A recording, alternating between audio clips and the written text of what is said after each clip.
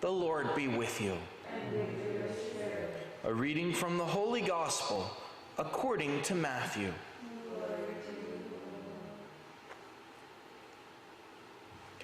Jesus said to his disciples, "You have heard that it was said to your ancestors, 'Do not take a false oath, but make good to the Lord all that you vow.' But I say to you, do not swear at all, not by heaven, for it is God's throne, nor by the earth, for it is his footstool, nor by Jerusalem, for it is the city of the great King. Do not swear by your head, for you cannot make a single hair white or black. Let your yes mean yes, and your no mean no.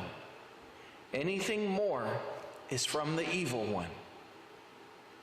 The Gospel of the Lord. Praise to you, Lord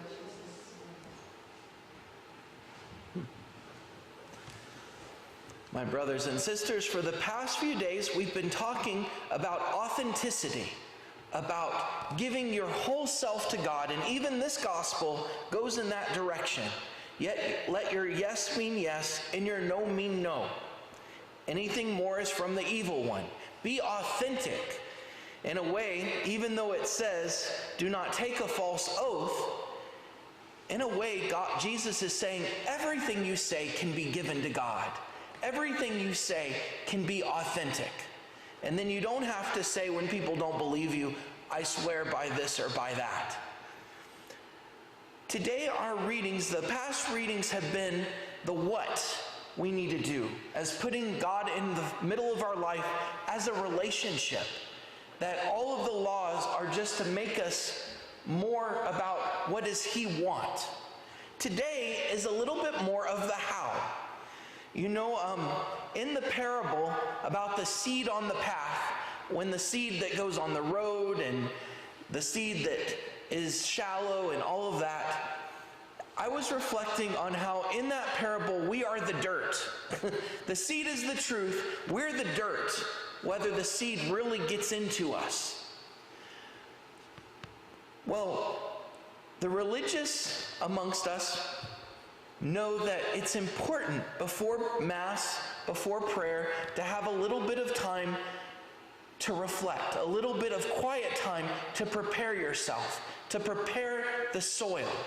And that's ultimately what today's readings are about, our preparation to hear.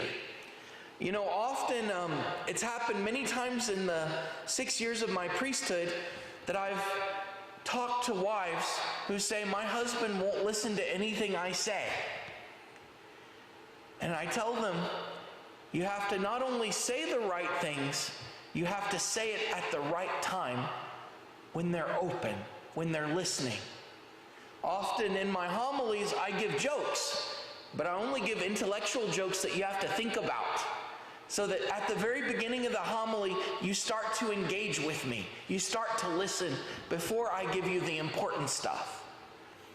In our readings today, it's a belief that Jesus is preaching to people that have just gone through a conversion. They're on fire. They say, teach me more, Lord. And what he teaches is raising the bar. Don't just think about not killing someone. Don't even get angry. Don't just think about not committing adultery. Don't even look at someone with lust. Look at a woman with lust. And today, let your yes mean yes. They're already on fire. They want to know the lessons. In our first reading today, we see this very same thing with Elisha, who's being called to be the next prophet. He's plowing the field, but God has already talked to him. He's already ready to give his life to God. He's just wondering how. And who should show up at his door but the current prophet Elijah? And when Elijah calls him, he immediately follows. He not just follows, he takes all of his possessions that he owns, this plow equipment, and he burns it and makes an offering to God, saying, all I have is for God. And so we see in this how we're supposed to be.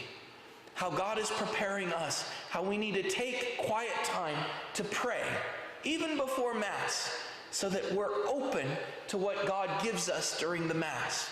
That we need prayer time time before decisions, prayer time before we interact with our kids or our family or people that trouble us.